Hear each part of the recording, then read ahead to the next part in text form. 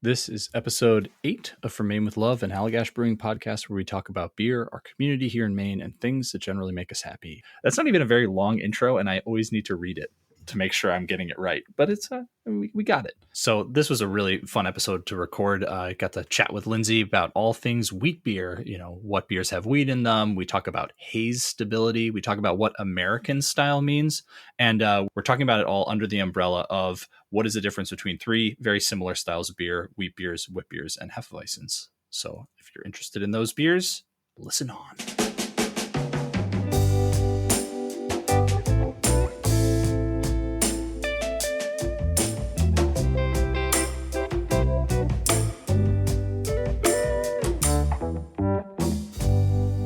So I'm lucky enough to be joined here by Lindsay Bohanske, a return guest. Welcome back, Lindsay. Thank you so much. Glad to have you again.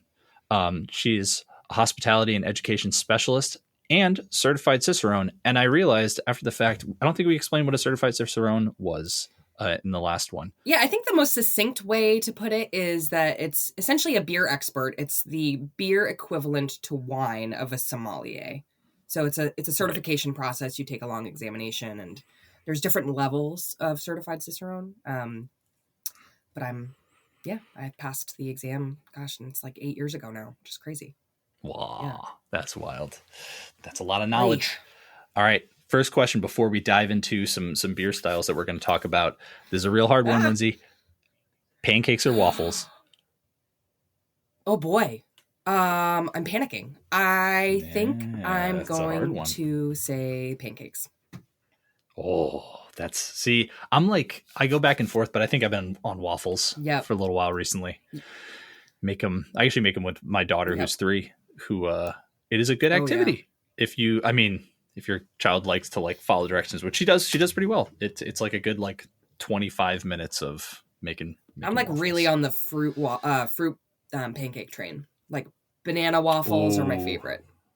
Absolute favorite. Oh, banana pancakes. I keep getting myself confused. Banana pancakes. Yeah, banana pancakes are my absolute favorite. I just love how the bananas get a little bit caramelized. Yeah, it's so good. I've been doing banana waffles. I've been doing banana waffles a little bit too. It's delicious. There you go. There. Now, speaking of waffles, we're going to be talking about a Belgian style beer. I don't know, is that a good segue? So anyway, we're going to be talking about. So we make a Belgian style wit beer called Allagash White. And so we want to talk about that style, the wit beer style, and then some other styles that are, easy to get mixed up with that style. So those styles are wit beers, wheat beers, and Hefeweizens.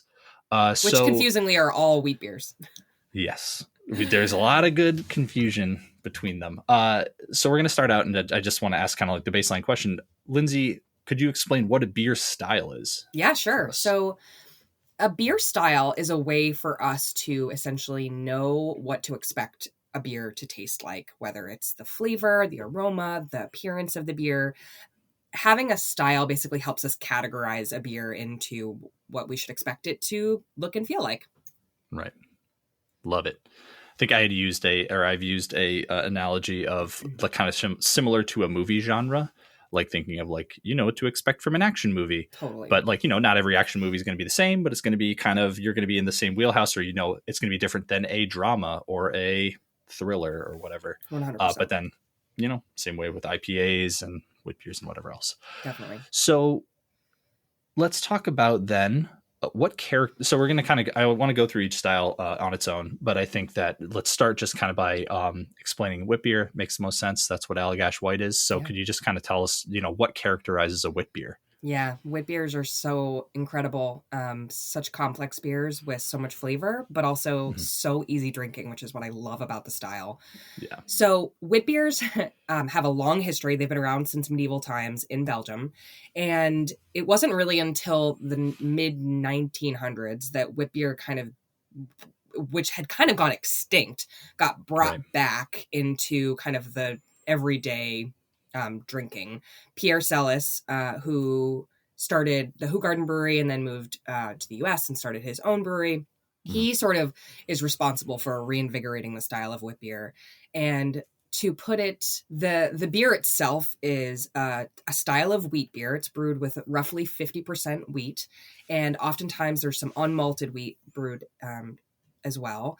and typically slightly spiced. Sometimes you'll have coriander added to it. It's bright and lemony and refreshing. It's kind of medium to light bodied. Because that wheat gives it a little bit of texture, and it's just a real easy drinking beer, perfect for year-round consumption. It's just a treat. That's great. I agree. Yeah, it's interesting. Like Rob, our founder, he kind of says every time he tries Allagash White, he finds a new sort of flavor in it. And I think there's an aspect of like, damn, that's a lot of different flavors. But at the same time, like, I totally actually agree. Like, it's one of those things where every single time I do have Allagash White, it changes subtly depending on what I've eaten before, what I'm having. You know, it's a really interesting thing, but it is still within the realm of flavors that it has. It has just so many different sort of facets. That's really just a fun beer to drink. When I find too, like even at different temperatures, like if it's really cold or if it's a little bit warmer, like the flavors change so much just as you're drinking the glass. It changes so much too. It's just really fun. It's like a little adventure in a cup. You just wrote the tagline. We got to change everything now. It's an adventure in a cup, a little adventure in a cup. Allagash White. Awesome. So, all right. So then let's move on to the next one, which is wheat beer. Can you kind of explain what we mean when we say the wheat beer style? Yeah. So, I mean, if you're talking about wheat beer, generally speaking, then you're talking about any beer that has wheat in it. Or you're talking about an American style wheat beer, which is sort of a specific category of wheat beer. And you don't often even see it explained like that. Usually they just call them wheat beers. But technically anything that's brewed with wheat is also a wheat beer. So it is a little bit confusing, but wheat beers typically are the more kind of, I would consider them a more diverse style, mostly because the flavor that you're getting comes from the wheat. So you get this kind of bright lemony character that you get from brewing with wheat. But then you also get a nice texture. You get some fuller body. And oftentimes those beers are more heavily hopped. Right. So you're going to have, a little bit more, again, diversity of flavor because hops can have so many different flavors. But you might have a little bit more of a piney character, a little bit more of a citrus or melon character. It'll just depend on the hops that you're using. But typically with American style hops, typically they're going to be more of that kind of West Coast kind of inspired hop, grapefruit, pine, but you might also find tropical fruit notes as well, and slightly more bitter than your average wheat beer as well. Totally. And you'd made this point before, that just kind of, if you see American style in front of any style, it's going to be, you just expect hops. Yeah. Like, I think that's a great thing that helped me, honestly, because I was like, oh, cool. Now I can think about that when I'm looking at these different beer menus and stuff. Yeah. Anytime like American Porter or American Stout, especially those two beers, which you don't normally think of porters and stouts to be hoppy, but here in the US, we add hops to everything. Because it tastes great. Good hoppy. Old hops. Yes. And then the third of the three, the Hefeweizen. Yeah, similarly, really cool history. So Hefeweizen is kind of the German interpretation of a wheat beer. And if you kind of back it up, there's actually Weissbier, which is wheat beer, is the kind of bigger category. And then a Hefeweizen is actually a more yeast forward wheat beer. That's the most common style. So I think that's why people typically go to Hefeweizen first. But there's all sorts of different types of Weiss beers, including a Crystal Weizen, which is a clear version, but a Hefeweizen is a cloudier version, just like a Witbier is. And I should say too, with an American wheat beer, it could be a huge range. It could be cloudy or not. But yeah, Hefeweizen is such a cool style of beer. It's been around again since like the early 1500s. They were actually at one point originally, there was a monopoly in Bavaria in Germany by the royalty that they could only brew wheat beers, which I thought was super interesting. Really? Yeah. And again, sort of, one of those styles is really in vogue, and modern Hefeweizens are kind of paler in color, whereas in historical times they would have been or could have probably been a lot darker because they didn't have modern kilning practices back then. But where you treat the actual grain, so that's a whole different conversation. But totally. But yeah, so Hefeweizens, if you're kind of breaking down the similarities and differences between, I think Witbier is the most comparable style. Sure. it's going to be probably, they're going to look very similar when you pour them into a glass. A Hefeweizen might have a little bit touch of more of an amber color, just a little bit more orange, I would say. And you get more of the yeast flavor the yeast flavor comes off as more banana and clove. Whereas with a Witbier, you can expect more flavors of citrus, subtle spice character, and Hefeweizens are going to be a little bit fuller bodied typically as well. That's great. Yeah, great beers though. And I think when well done and well balanced, they're both very drinkable, very refreshing styles. Yeah. I love Hefeweizens. I mean, I'm the sort of person who just kind of like enjoys the more, I guess, quote unquote, yeast forward beers like the Witbiers and Hefeweizens and that sort of stuff. So I definitely, and like Saisons and that sort of thing. But me too. Yeah, there's a lot of fun variation within them. I think, we talked about all three of them. I think it'd be helpful if we just kind of listed some examples of each, so that if you're, on the lookout for, oh, hey, what would be a good version of each, like of these styles of a Witbier, Hefeweizen, what should I look for? So I don't know. Do you have that? Do you have some in front of you, Lindsay? Yeah, absolutely. Obviously, with Witbier, I think Allagash White is always a great choice. It's a good one to try. But there's so many good ones. Frankly, like St. Bernardus, which is a traditional Belgian brewery, they do a wit. The other one I was thinking of recently was Blanche de Chambly from Unibrew, which is in Canada. They make some amazing Belgian-inspired beers that are incredible. It was Fin du Monde was the first triple I ever had, and it like blew my socks off. I was like, wow, so good. Yeah, that's so much flavor. But yeah, I mean, Witterkerke, Hoegaarden, those are classics as well. And then if you think about the American wheat beer, there's so many different variations because there are so many American breweries making amazing wheat beers. But the ones that I think of immediately are Three Floyd's Gumball Head, which is going to be on the hoppier side for wheat beers as far as the wheat beer category is concerned. And then like Bell's Oberon is also a great wheat beer. They on the less hoppy side of things. And then for Hefeweizen, I mean, honestly, the classic German Hefeweizen, which is Weinstefaner, they've been around. They're actually the oldest still running brewery in the world. And their Witbier, their Hefeweizen, their Hefeweizen is incredible, and it still holds up. Timeless beer. And then the other one I was thinking about was Gogglefogger from Fatheads Brewery. Oh, okay. And they actually I think they just won a medal at the Craft Brewers World Cup. Beer Cup? Yeah, the World Beer Cup. I think I saw that. Yeah, and that beer has won. I used to work for a company that sold their beer, and so I'm familiar with their brand, but they've won medals before. That beer is incredible.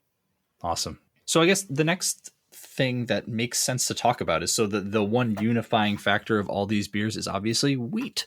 So Lindsay, what does wheat do in the beer? Yeah, wheat is an awesome ingredient. It is very challenging to use, especially when it's unmalted. So you can kind of use two different big categories of wheat: malted wheat and unmalted wheat. Allagash White actually has both malted and unmalted wheat in it. And what it does is it adds texture and body. So you get this lovely, silky, creamy texture when you add wheat to a beer.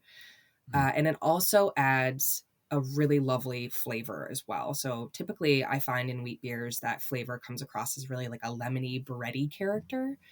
And, like fresh baked bread. Totally. And that's kind of the flavor component that I get the most in wheat beer. And that characteristic, that kind of breadiness is what makes wheat such a challenging thing to use, because, the things that make wheat really great for baking, like making, bread and pasta and, pizza dough, is all of those glutens become really stretchy and make it really challenging to actually physically brew with in the mash tun and in the lauter tun, because they all want to kind of combine and get all garbled up, and then it's really hard to rinse off all the sugar. So in the brewing process, wheat is really challenging to brew with. And I think that's part of the reason that you don't see a ton of wheat beers, because it's just a really hard style to nail. Right. And so, when you find a good one, hold on to it.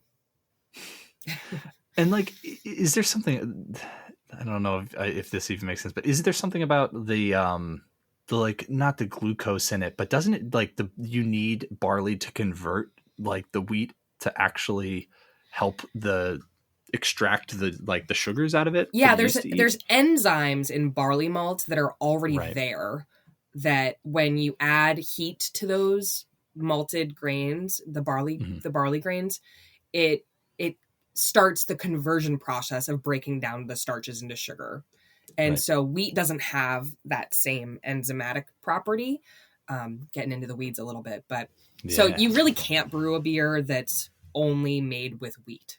I think that was what I was trying to get at. I mean, like, you can't do 100% wheat beer. Exactly. It would be really, it would be not great. It would probably not be worth your time to do. It might be worth your time. We don't know. We're not going to try, but you can try. Don't do it if you are very passionate about wheat. So what other beers then? We talked about these 3 styles with wheat in them. What other styles of beer are kind of known for their wheat content? Yeah, I mean, I think there's a lot of beers that have some wheat additions in them to add those characteristics that we talked about, especially body. So typically here at Allagash, a lot of the lower alcohol beers that we brew, we add some form of wheat or oats to give a beer texture, because when you create a lower alcohol beer, you kind of need to have a little bit more body to just make it feel like it's a full strength beer and not just kind of, watery tasting. So we actually use a lot of wheat in different beers that we brew here at Allagash. But, as far as styles go, a lot of IPAs, a lot of even New England style IPAs are brewed with wheat because it gives that haziness, that cloudiness. Right. And that's really characteristic of that style of beer. But it also is great in there's a lot of saisons, a lot of saisons or mixed fermentation beers have wheat in them as well. Again, because of that body and just kind of different flavor that you're getting. A lot of farmhouse, farmhouse styles. So saison would fall under that category, use different types of grains because, that's what they would have traditionally used, is whatever they were growing on their farm, whether it was spelt or wheat or rye. So lots of variation there. That's great. I feel like that's like, it just made me think, we're talking about mixed fermentation. We're talking about farmhouse style beer. Like, I feel like farmhouse style, quote unquote, would be such a great future episode to talk about what that means and what that's kind of developed into, because I feel like it's another one of those monikers, kind of like wheat beer, where you use it for so many different styles, but it's kind of, it means so many various things. Definitely. Yeah, that's great. But yeah, you mentioned the haze, and I think that's just something that I think is kind of interesting about the wheat beers. So what would you say is the difference between a hazy IPA and Allagash White from a haze perspective? Ooh, great question. I would say Thank you. Allagash White. I would say Allagash White overall appearance wise would look very similar to a New England style IPA. It would look lighter though. It would be less of that kind of bright orange hue that you sort of expect when you have a more New England style IPA, but the cloudiness level would be about the same. I mean, with the hazy IPAs, you might expect a little bit more of that, especially if it's a properly poured Allagash White, where you rouse the yeast in the can or bottle, or it's a fresh keg, then it should be pretty cloudy. Where you should expect the same thing with a proper New England style IPA as well. Totally. And I feel like the word here is kind of like turbidity. Yeah. I think that's the sort of industry term for how cloudy or hazy a beer is. And I think definitely some of these New England IPAs, especially the double IPAs and triple IPAs, can be quite turbid. Yeah. In that they are very opaque or hard to kind of see through. But I think one of the things that Jason has definitely said, Jason, our brewmaster, has talked about is it is not necessarily difficult to brew a hazy beer, but it's very difficult to brew a beer of a very particular style, type of haze or amount of haze, and then also to make it retain that haze. Haze stability is the term. Haze stability, that's the term.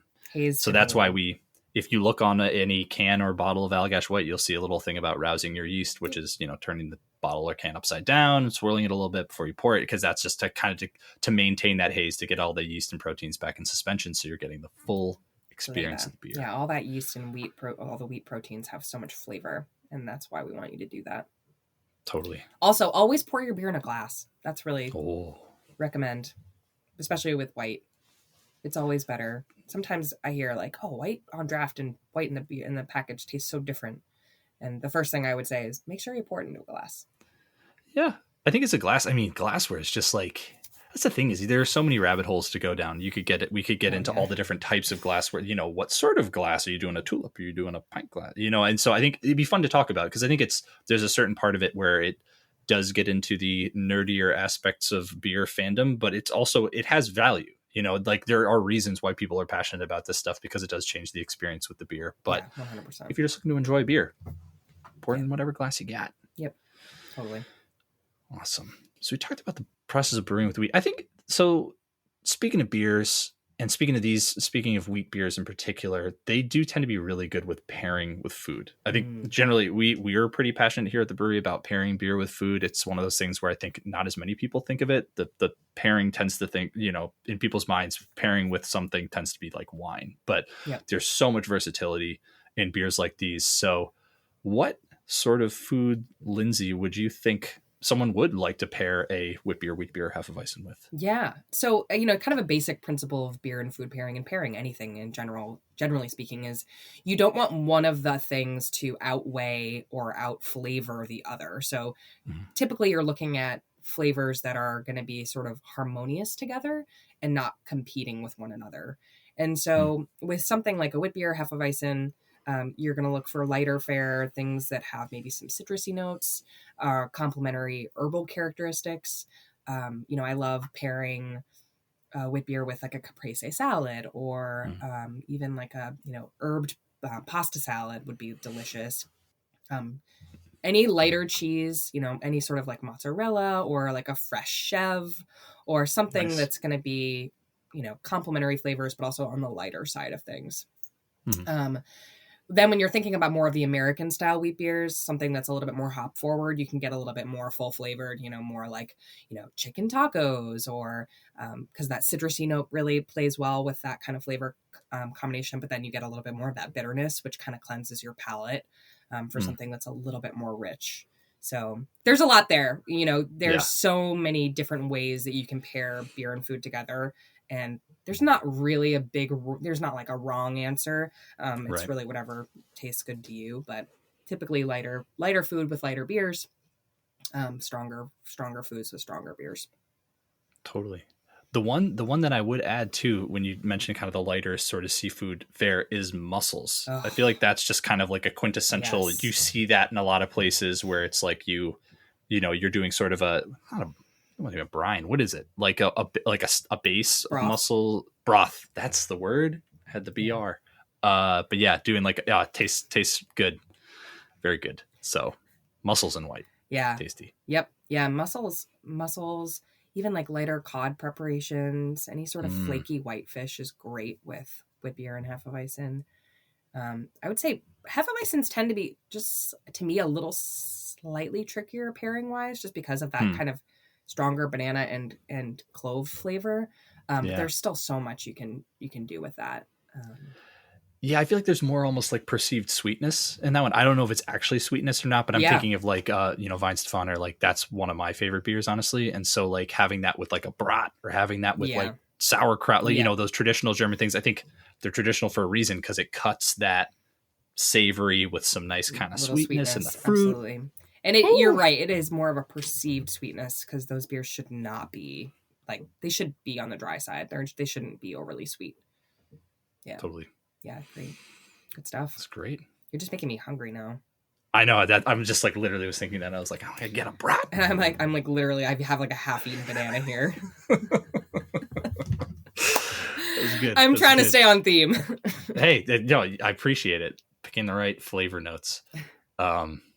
Yeah, I mean that was, I think, all that I had to chat about through this one. I feel like that was great. There's just so much. I mean, it's a lot of information packed in a little space, but at the same time, it's just like there's so much to know and think about with beer in general. So that's what makes it a fun topic to talk about. Absolutely. Yeah, beer is wonderfully complex and simple all at the same time. Very, very true. Well, that was awesome, Lindsay. Always my pleasure. Thank you guys for having me. That was my pleasure too. Yeah, thank you for coming on.